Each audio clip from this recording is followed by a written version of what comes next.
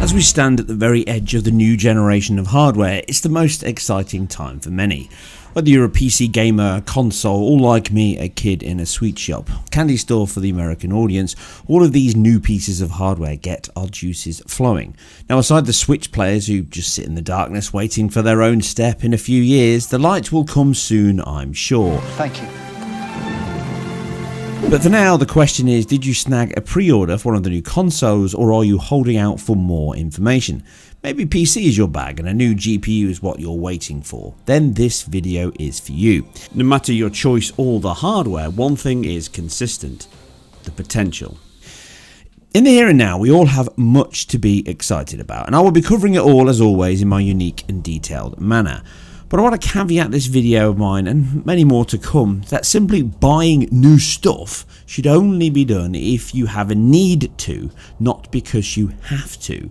Otherwise, we all get upset. Now, like it or not, the world we all live in is now a commodity-centric one, and consumption is at an all-time high. This means that new launches like this have more hands than ever reaching for the shelf, which can lead to disappointment.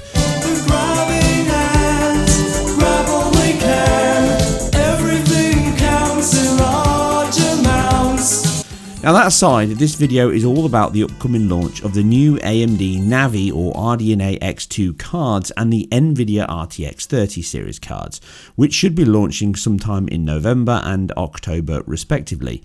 Now, let's quickly recap the info known so far to understand the point I'm making. Now, AMD have quite clearly stated 2 times the performance of RDNA 1. It's right in the name, in fact, but as we know and have just seen firsthand from Nvidia, with its claims, caveat up to, we need to take this as an indication and not a fact. But I think a target over the 5700 XT of around 35 to 50% improvement would be a good expectation for the Navi 22. This is the smaller of the 2 big Navis, as AMD are being pretty confident in a different way than before. Now, we can and should take more notice of how Nvidia are actually reacting to this with its paper launch this month of the RTX 3080. Now, I can see the comments below, but I tweeted this before the launch and the reviews came out, and I spoke personally to a good selection of UK and Europe-based suppliers and direct AIB manufacturers then and since. This card was all but a paper launch, as I know from direct companies.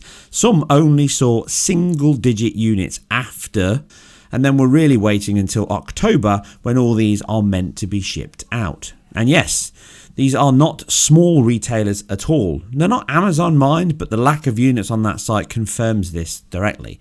Just looking at the top sellers, we can see that the 1660 is still winning. Now, some of this comes from the late specs and release Nvidia gave the partner boards and even drivers, which the press got before them, but that's not always an unknown entity. This tells you just how hot, though, these cards were coming in. Something more true than Nvidia would like, with its huge power draw issue being a problem for the AIBs to actually turn a profit.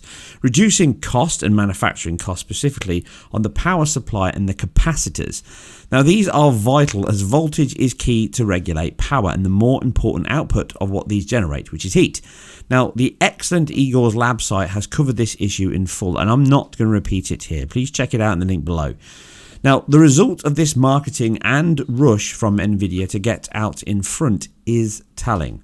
The RRP of the cards is another area that's not true as well, as this has gone up from the launch price of £649 RRP as advertised in the UK, now being £700. And decent cards are into the $800 mark, or $900 when they actually come into stock.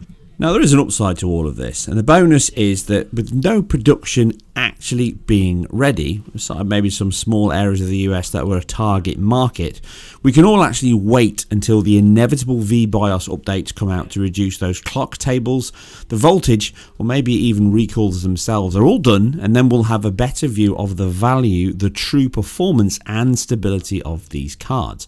I'm pretty sure that right now the Nvidia driver team will be beavering away to get updated drivers out to solve some of this very quickly.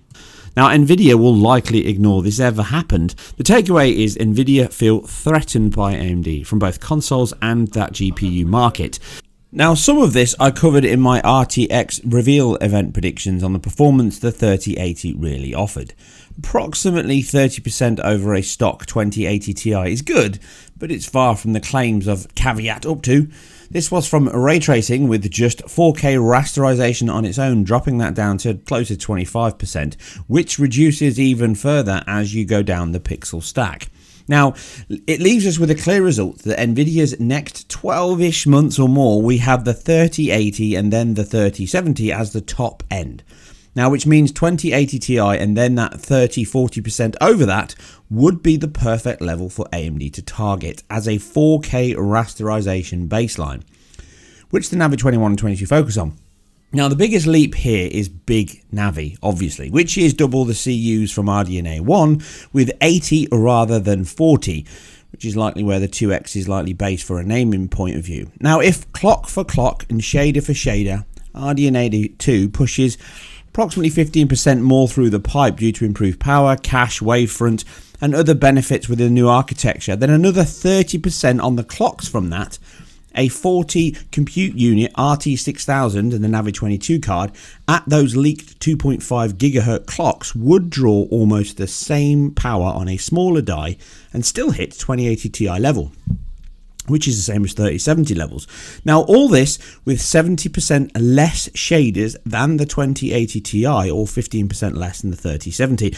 I would be amazed if this was not AMD's target for that 40 CU unit, wrapped up with around 8 gig of GDDR6 on a 256 bus, which will deliver 448 or maybe 512 gigabytes per second bandwidth. Now, there's many areas in which you can improve an architecture, and a lot of that is around the caches, the way they use the wavefronts, the allocation of the RAM. So there's more to this than just this, but I'm not going to go into a technical deep dive here. This is more of a high-level conversation, so we'll come to that in another video. So equally going from this to the GoPro mode of the 80 CU Navi 21 full bore, then this will double the shaders and then double the RAM to 16 gigabytes and a bandwidth to 384-bit bus, but with a reduced 2.2 gigahertz ceiling on the core. Now, as we know from the PS5's 40 CU RDNA GPU element, obviously 4 disabled for yields, it can clock much higher than previous generations due to the improved node and power switching logic improvements. This will of course create heat, which is why the PS5 and the Series X cooling system is such a big part, as we will see with these cards and their dual and triple axial fans. Now, a faster pipe improves all internal elements of the chip, from cache, ROPs, floating point integers, and everything else alongside these architectural advantages. This means that although it will be clocked 12% lower than its smaller brother, it will have 100% more shader units. This, along with a relatively lower bandwidth per CU, means we should expect another 50 to 60% over that Navi 22. This means a potential of anywhere from equal to 25% faster than the 3080, and maybe even trading blows with the 3090. There's always a risk here, it could actually end up beating it. It certainly on paper has that potential, but it's too soon to draw those kind of conclusions. But remember, this is the Zen 2 equivalent of the GPU space. After the decent Zen 1 moment that RDNA delivered around 15 months ago, if you are in doubt of the potential, recall that right now AMD are delivering APUs in these new consoles that are competing with 2080 Supers and 2080 Ti. And this is with the largest 56 CU full disabled of the two in the Series X. And that also includes ray tracing acceleration, geometry engine improvements, VRSS, and other benefits not yet announced. Now, partnered with an octa-core 16-thread Zen 2 CPU that hits upwards of 3.5 gigahertz. They're not messing around this generation. They certainly have the power to deliver. If that's what APUs run like, then you can really imagine what a dedicated discrete GPU is going to do. Now, to take this into contrast, the PS4 was the top tier console in 2013 and was a 20 CU unit, again 2 disabled for yields.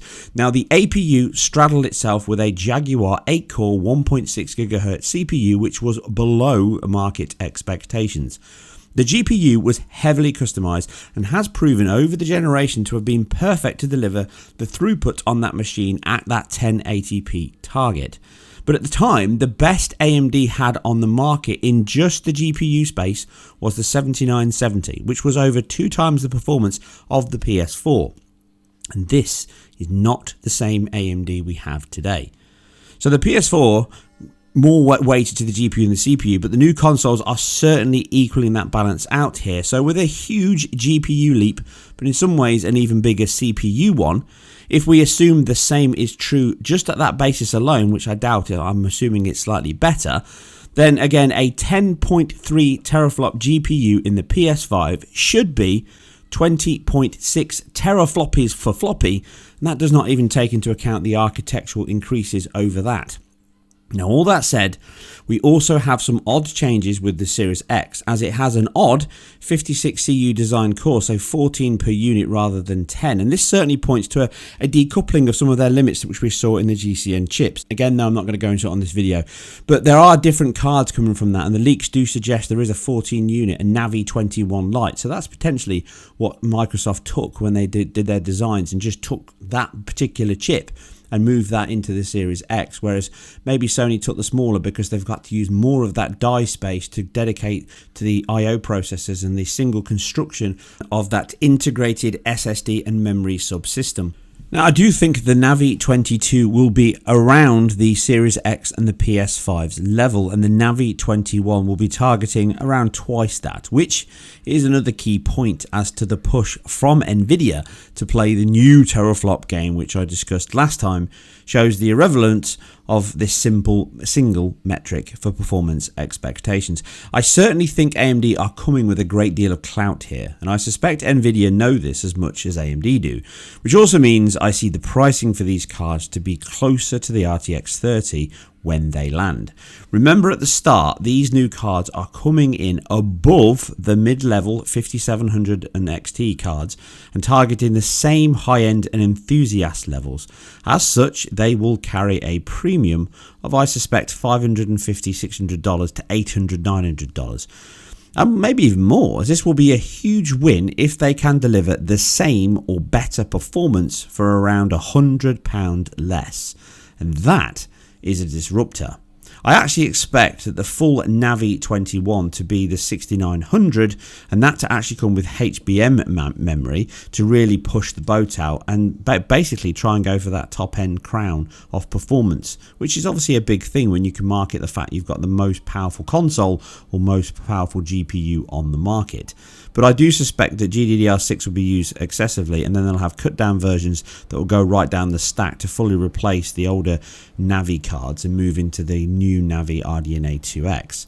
And making a big impact and grabbing those headlines is important. It's important to build the brand, and it's important to get people talking about the power. But really, everybody knows that the meat of the market is where all these smaller cards come from. And these are where the upgrades and newcomers to PC with their full replacements of the old outgoing 56 and 5700s, they're all discounted now to clear them out of stock, will come from. And which is when they'll secure the replacement and improvements to this market alongside Nvidia's cutback RTX 30 cards.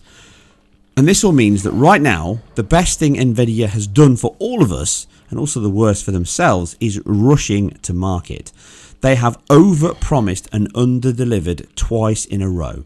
Now, not being ready to launch and had faults on top of that to compound another poor launch. Now, unlike the RTX launch 2 years ago that had core features that never actually existed, now this is repeated here with a DX velocity boost that are at least another year out because Microsoft haven't got their DX12 update and API ready for the PC market just yet. It's a lot easier to develop this on a single platform, i.e. the Series X and the Series S, than it is for a whole breadth of PC markets. Now, at least these new cards have a good selection of games to choose from, though, the RTX cards. So it certainly means there's more to come this Christmas with a lot of big titles such as Watch Dogs and obviously the big almighty Cyberpunk all using ray tracing. And all that means that right now, my advice to you is to not buy anything at all. Wait. Wait until AMD announce cards are out and in the market and reviews across a selection of outlets are seen and known. That will include myself, but not just me, the Games Nexus, the Hardware and Box to Tell, all of those to form your needs, your budget and your desires. As I think we are in for a great year ahead, and I think choice will be high, and AMD could very well not only be the smart money, but also the best money. There is a storm coming and it could disrupt the status quo. Be sure to check back around launch as I cover all of these and the new consoles in vast detail. So much so that I plan to take a few days off work to concentrate on giving you all some of the best and most detailed reviews yet, with some changes to my analysis tools and methods that I hope really help understand all the pros and cons of each system, each card, and what you might want to get from them. Remember, the most important thing is you have to have a reason to upgrade. Having new things on the market doesn't mean you have to buy it, and just because something runs 30% faster doesn't mean you're missing out on anything. You have to balance that out. And the most important thing is it's been a long time since we have seen such a competitive and crowded market from many players all vying for the lead, and that always brings out the best, and that means the best is yet to come. I'll catch you on the next one. What did you...